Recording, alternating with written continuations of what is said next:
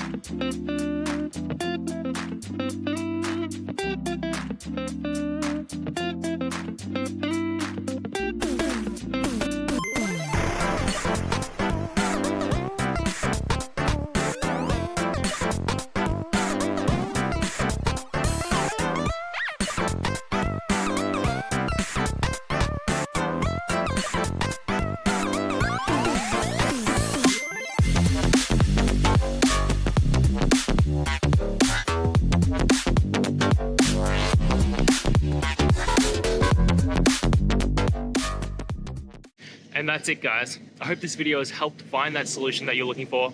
And if it did, please hit the subscribe button. I'd really appreciate it. Now, until the next time that you need technical help, I hope you have a good one.